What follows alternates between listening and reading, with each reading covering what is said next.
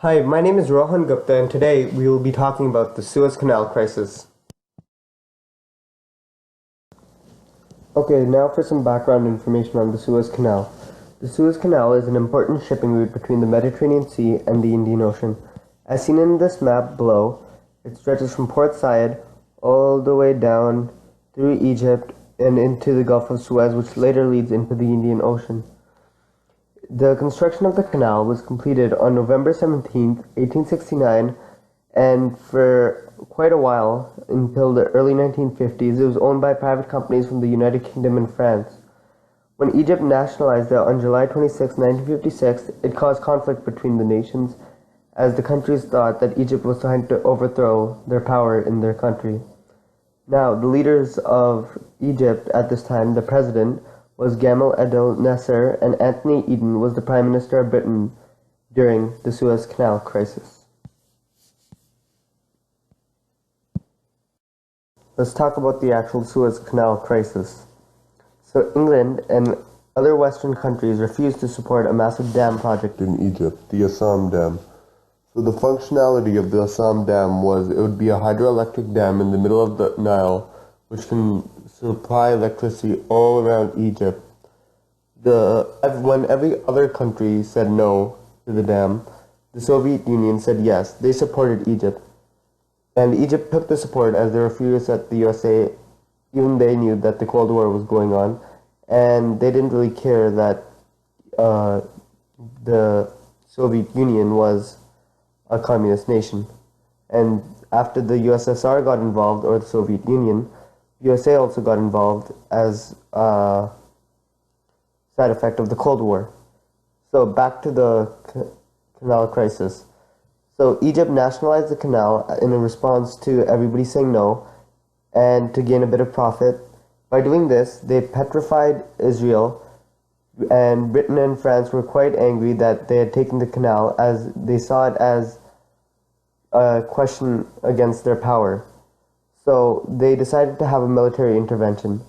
Israel would attack Egypt from their side of the canal, and Britain and France would attack from the other side of the canal, and Britain and France would tell Egypt and Israel to back off from the canal in order to stop Egypt taking over the canal.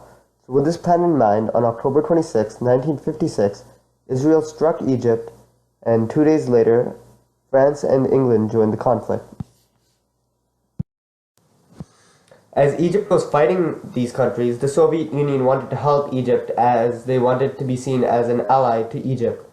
So USSR, or the Soviet Union, threatened a nuclear strike on Western Europe if the fighting persisted.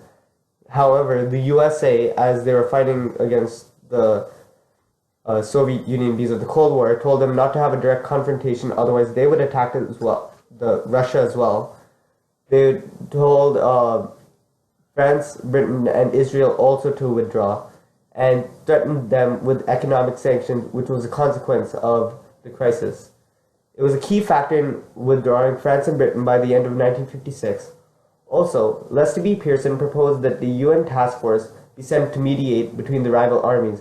It would be a multinational armed force led by Canadian Lieutenant Tommy Burns, and they would wear different uniforms to stay neutral, so it'll look like they didn't take any sides. So after this, Lester B. Pearson won a Nobel Peace Prize as a result of the successful idea and the end of the Suez Canal crisis.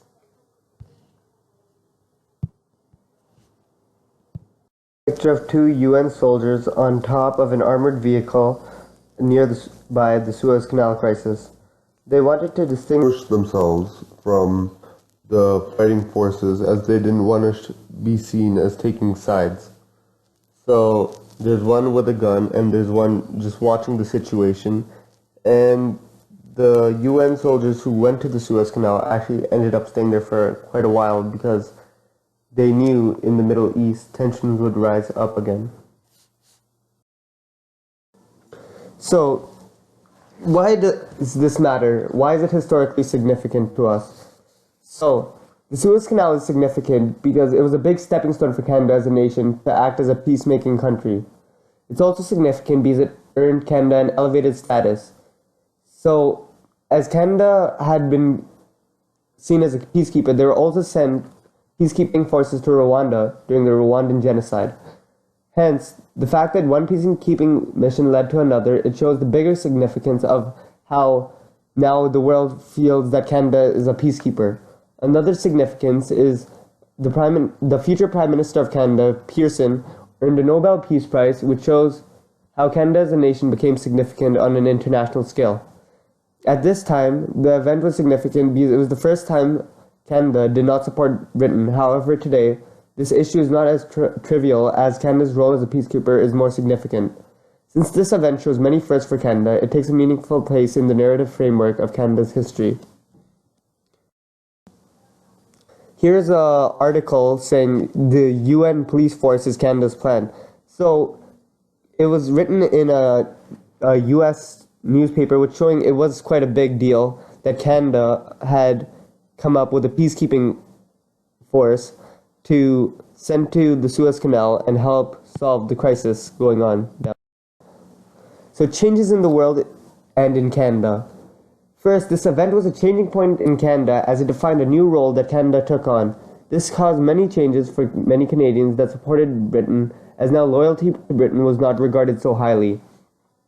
Canada becoming an independent and self-sufficient nation shows how Canada was progressing, yet for those British loyalists, it may have meant decline. Since this effort was led by Lester B. Pearson, it was the beginning of a time period right before his leadership, which showed that changes were to come in Canada. A turning point within this event showed how Canada no longer wanted to be part of violent conflict like they did in World War I and World War II, unless absolutely necessary. Rather, they aimed to be peacekeepers and wanted to make this a turning point for Canada. States of America not 2 days ago. Fellow delegates, the immediate purpose of our meeting as an assembly tonight is to bring about,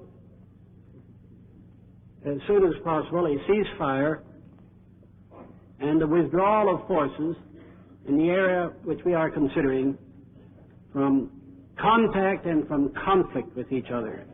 What you just saw was the abstention speech that Pearson gave at the UN during the Suez Canal crisis. This was the speech where he suggested that the UN make a peacekeeping force so that the conflict could be solved without violence and nobody getting hurt. Now let's talk about perspectives. When we analyze this event, we may look at it from Pearson's perspective since that's the correct one. However, we should realize that other historical actors that were a part of their crisis had their own perspectives and reasons for doing what they did.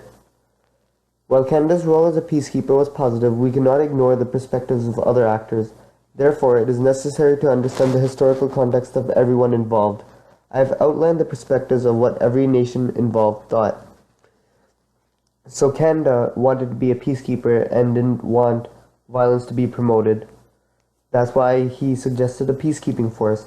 They no longer wanted to be British's minion, so they didn't go into all conflicts Britain went in, as they wanted to be seen as impartial and an independent nation that can make their own decision.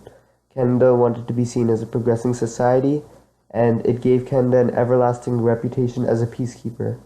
US, on the other hand, just joined the conflict to prevent communism in the Middle East. They were angry that no one told them they were invading Egypt. They got involved because Russia got involved, and they threatened with economic sanctions to all aggressors in the conflict, including France, England, and Israel. Crisis. The Soviet Union, or the USSR, they wanted to help support the dam project. They thought by doing this they could gain an ally in the Middle East and promote communism while trying to get rid of capitalism in Egypt.